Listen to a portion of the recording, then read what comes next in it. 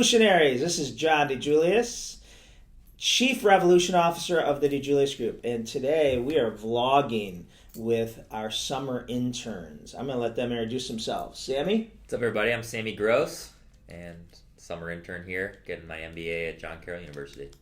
Hi there, everybody. My name is Harry Foyer. I'm currently finishing up my degree at Kent State University.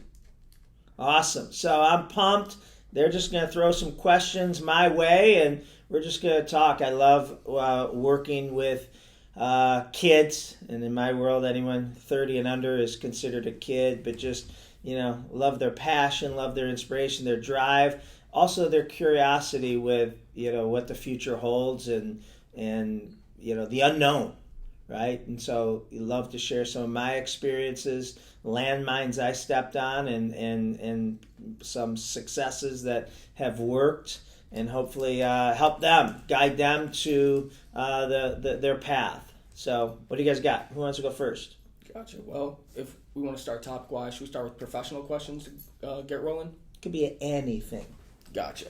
So for me, I feel like a lot of people my age there's a stigma created that when you come out of high school, you should go straight to college and further your education. As a father, as a business owner, and as John DiJulius, how important do you think is furthering your education by getting a college degree?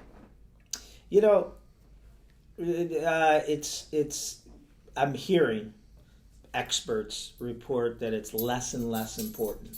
It's hard for me to tell. I do know there's certain people I've met. My son Cal is one of them that you can tell college is just prolonging him from making his first million. I mean, you could just tell certain people have that.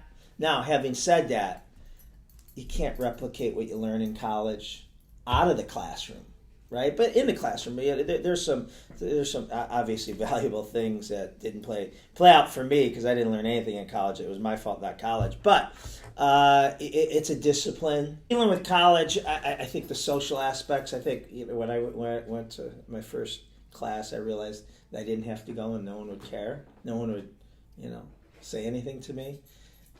And then I could get up and leave if I wanted to. And I don't know how it is today, but that was my experience 30 some years ago. And so that meant I didn't go a lot.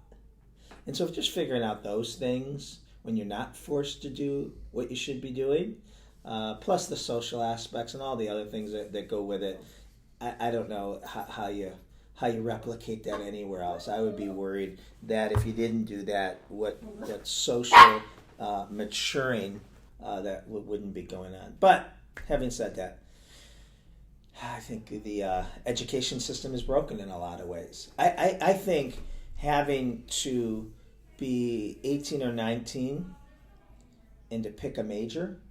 Now, there's a few people that know. I don't know what the percentage is. But there's a few people that know they want to be engineers or doctors or lawyers or whatever. But you don't know at 18, 19. And so you pick a major that you think you want to do for the next 50, 60 years, and then you get out there and you start doing it, and you're like, this sucks. And my two major careers were complete accidents.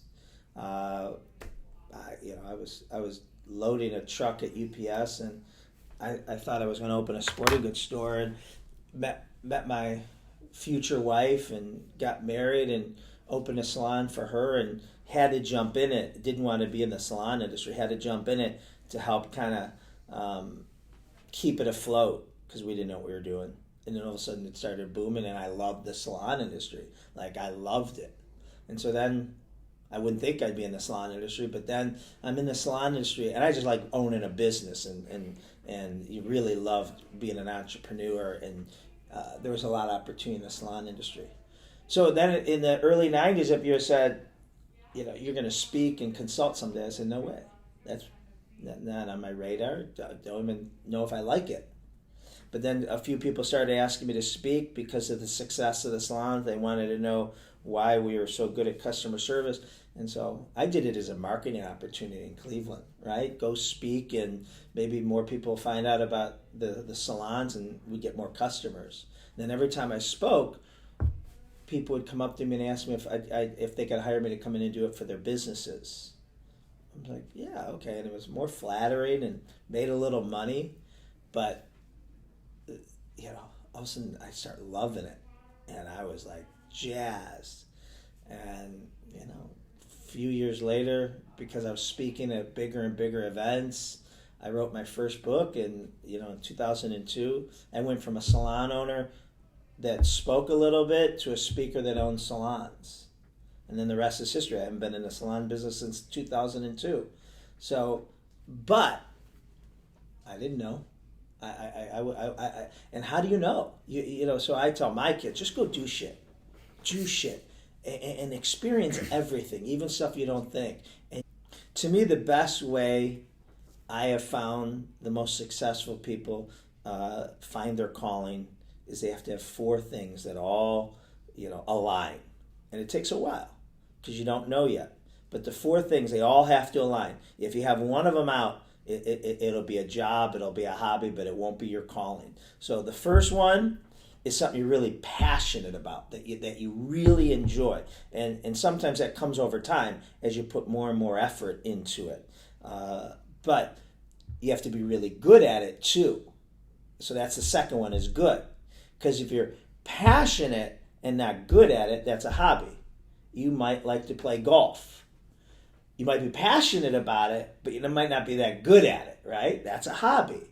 Now, if you're really good at something, but you're not passionate about it, that's a job, right?